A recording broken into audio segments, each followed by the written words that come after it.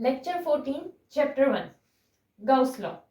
अभी हम लोगों ने टोटल फ्लक्स जो है वो सीखा था।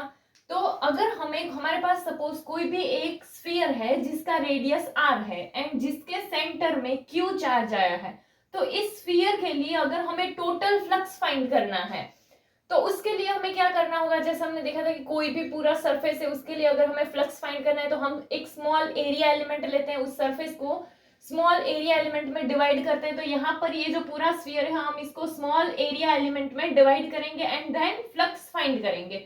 तो फ्लक्स जो है, फ्लक्स का फॉर्मूला भी हमने सीखा था कि फ्लक्स का फॉर्मूला क्या था, phi equals to E delta S. अभी यहाँ पर अगर हम देखें तो सपोज हम ये जो है एरिया एलिमेंट लेते हैं एंड उसमें से फील्ड पास हो रहा है हमारा एंड ये एरिया एलिमेंट लेते हैं, तो इसका 90 डिग्री यानी कि उसका जो वेक्टर आएगा वो कौन सा, इस डायरेक्शन में आएगा। अभी तो यहाँ पर जो हमारा डेल्टा एस एरिया एलिमेंट है इसके थ्रू पास होने वाला अगर हम फ्लक्स फाइंड करेंगे तो फॉर्मूला क्या होगा, E dot delta S and E का वैल्यू भी हमें पता है, ई क्या होता था हमारा के क्यू बाई आर स्क्वायर। तो इसीलिए यहाँ पर हम K Q by R square put कर सकते हैं एंड हमारा क्या हो जाएगा, यूनिट वेक्टर भी आ सकता है। तो यूनिट वेक्टर जो है वो क्या आ जाएगा, R cap and delta S. अभी आर कैप जो है ना वो हमारा वो भी इसी डायरेक्शन में होगा एंड डेल्टा एस जो है वो भी, इन शॉर्ट यहाँ पर दोनों का डायरेक्शन जो है वो सेम होगा, हम ऐसा बोल सकते हैं। एंड अगर हमारा दोनों का डायरेक्शन सेम हो तो फिर हम इसको ऐसे भी लिख सकते हैं, ये दोनों का तो डायरेक्शन सेम है तो इसीलिए हम ये जो है इसको इस वे में भी लिख सकते हैं फ्लक्स को कि K Q by R square delta S. अभी k का वैल्यू भी हमें पता है, k का वैल्यू क्या होता है 1/4πε0। तो यहाँ पर 1/4πε0 q का q, r स्क्वायर का r square and delta s। अभी डेल्टा s जो है ये हमारा क्या था, स्मॉल एरिया एलिमेंट था, बट हमें तो टोटल स्फीयर का फ्लक्स चाहिए। देखो यहाँ पर क्या है हमारा total flux through a sphere.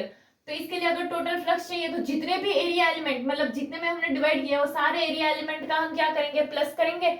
तो उसके लिए हम सिग्मा लिखते थे कि ऑल डेल्टा एस यहाँ पर, यानी कि ये जितने भी हमारे एरिया एलिमेंट है उन सबका प्लस करेंगे एंड फिर हमारा क्या, यही कि हमारा आ जाएगा K Q by R square delta S.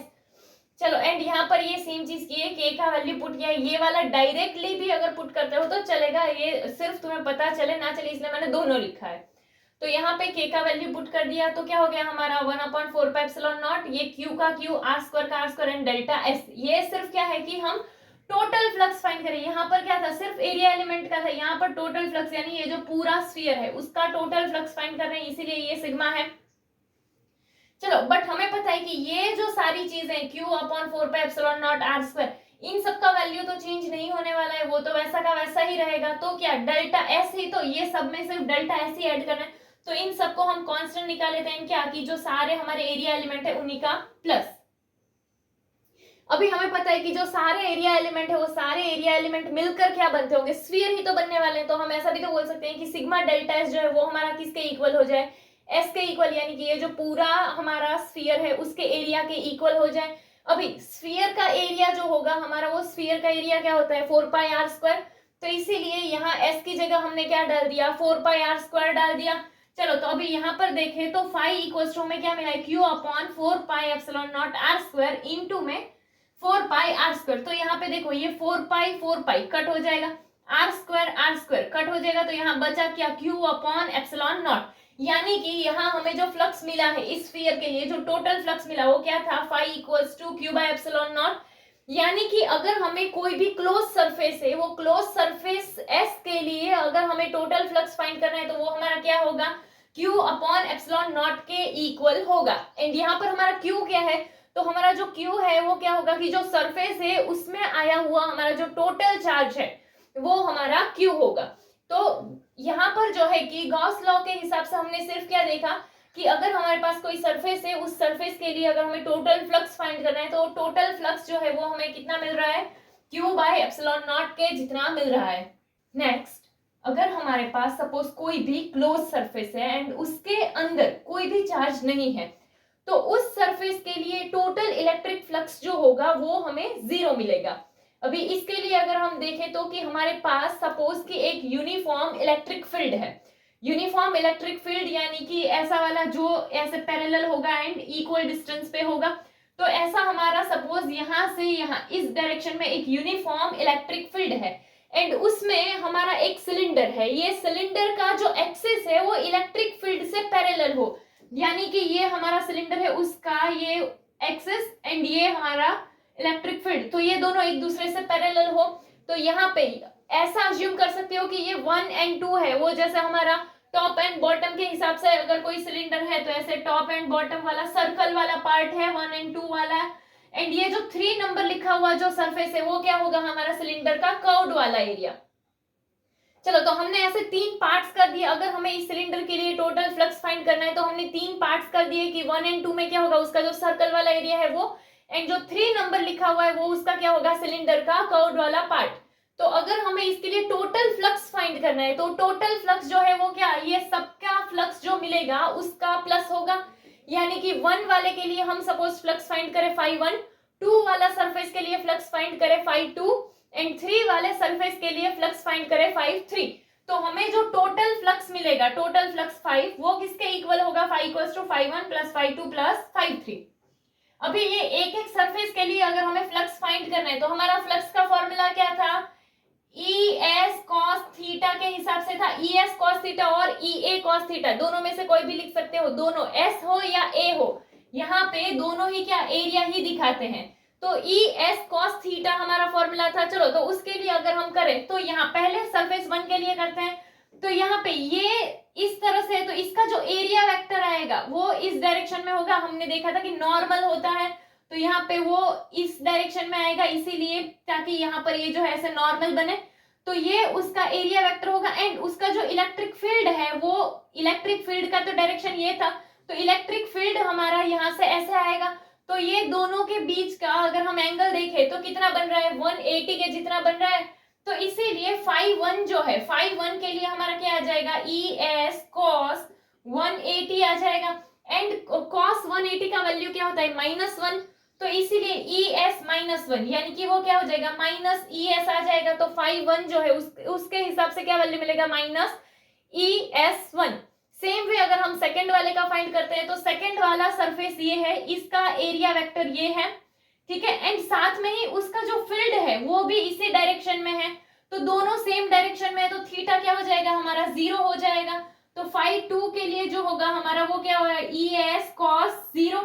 चलो एंड cos 0 का वैल्यू क्या होगा, 1, तो इसीलिए यहाँ पर जो φ2 का वैल्यू मिलेगा वो सिर्फ हमारा क्या होगा, ES होगा। तो इसीलिए हमें यहाँ पर जो φ2 मिला वो क्या है, ES2, कि ये सेकंड वाली सरफेस के लिए जो एरिया है वो, एंड यहाँ पे हमें क्या मिला था, ES1 जो कि हमारा क्या है, फर्स्ट वाली सरफेस के लिए जो एरिया है वो।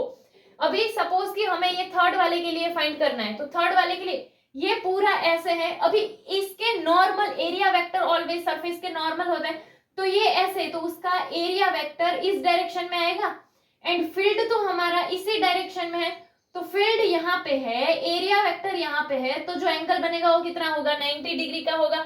तो जो φ3 हमें मिलेगा वो φ3 क्या होगा, ES cos 90 के हिसाब से होगा, एंड cos 90 का वैल्यू क्या होता है, 0, तो इसीलिए जो हमें φ3 मिलेगा वो क्या होगा, 0 होगा। अभी हमें पता है कि ये वाला जो दोनों होगा, इन दोनों का एरिया कैसा होगा, सेम होगा, तो हम ऐसा भी बोल सकते हैं कि S1 एंड S2 दोनों ही इक्वल होंगे, तो उन दोनों के लिए सपोज S लिख सकते हैं। तो इसको भी हम क्या बोल सकते हैं कि ये जो -ES1 है उसको हम क्या लिख देंगे, -ES, एंड यहाँ पर हमारे पास जो +ES2 है इसको हम क्या लिख सकते हैं, ES। चलो तो अभी एंड φ3 तो हमारा 0 ही है, अगर हम इसमें वैल्यू पुट करें तो φ1 के लिए क्या हो जाएगा, -ES, φ2 के लिए क्या होगा, ES, एंड ये 0, अभी ये प्लस एंड माइनस तो वो तो 0 ही हो जाएगा। तो इसीलिए हमें जो टोटल फ्लक्स मिलेगा वो क्या है, 0 है। तो इससे हम ये भी तो बोल सकते हैं कि इसके अंदर ये जो क्लोज सरफेस है उसका जो टोटल चार्ज होगा हमारा वो क्या होगा, 0 होगा। तो वही चीज हमने देखी थी कि अगर सरफेस के अंदर कोई भी चार्ज नहीं है तो उसके लिए टोटल इलेक्ट्रिक फ्लक्स जो हमें मिलेगा वो क्या होता है, 0 होता है। नेक्स्ट हम देखें, इससे पहले ये चीज पे जरा फोकस करना, ठीक है। फिजिक्स के सारे लेक्चर्स तुम्हें मिलेंगे और तुम लोगों को पूरा सिलेबस जो है चैप्टर वाइज पूरा सिलेबस मिलेगा, हर एक टॉपिक का एक्सप्लेनेशन मिलेगा, तो इसीलिए ये सारी चीजों को भी जरा ध्यान रखना, एंड यहाँ पर भी तुम लोग जो है वो फॉलो कर सकते हो। तो नेक्स्ट अगर हम देखें तो इस लॉ के कुछ इंपॉर्टेंट पॉइंट्स, तो ये लॉ जो है वो कोई भी क्लोज सरफेस उसका शेप या साइज या कोई भी हो उसके लिए हम यूज कर सकते हैं। एंड इसमें जो हमारा Q हम यूज करते हैं जो sigma Q by epsilon not, तो उसमें जो हमारा चार्ज है वो हमारी जो सरफेस है, जो क्लोज सरफेस है, उसके अंदर जितने भी सारे चार्जेस है वो सारे का सम है। बट वो सारे चार्जेस जो है वो हमारी सरफेस के अंदर ही होने चाहिए। जैसे ये हमारे पास सपोज एक क्लोज सरफेस है, तो इसके अंदर कितने चार्जेस है, तो Q1 Q2 Q3 and Q4, तो सिर्फ यही वाले चार्जेस जो है उसका प्लस करेंगे। जैसे यहाँ हमारे पास सिग्मा Q है, तो यहाँ पर जो सारे चार्जेस है वो सारे सिर्फ सरफेस के इनसाइड वाले चार्जेस जो है उसका प्लस आता है, एंड उससे हमारा ये टर्म Q बना हुआ है। एंड दूसरा अगर हम देखें तो कि हमें पता है कि जो चार्जेस है वो इनसाइड भी हो सकते हैं, आउटसाइड भी हो सकते हैं। तो जो हमारे इनसाइड वाले चार्जेस है वो सिर्फ Q बाय एप्सिलॉन नॉट वाले के लिए यूज में आते हैं। मतलब कि जो हमारा फील्ड है उसके लिए हम इनसाइड एंड आउटसाइड वाले चार्जेस का यूज करते हैं, बट यहाँ पर ये sigma Q by epsilon not के लिए हम सिर्फ इनसाइड वाले चार्जेस जो है उसी का यूज किया जा सकता है। एंड हम जो सरफेस का यूज करते हैं उसको हम बोलते हैं गाउशियन सरफेस। इसके अलावा कि हमारे पास अगर जो सिस्टम है उसमें कोई सिमेट्री है तो उस टाइम पे फील्ड के कैलकुलेशन जो है वो और भी ज्यादा इजी हो जाते हैं। एंड ये जो लॉ है हमारा वो इनवर्स स्क्वायर, डिस्टेंस के इनवर्स स्क्वायर पर बेस्ड है।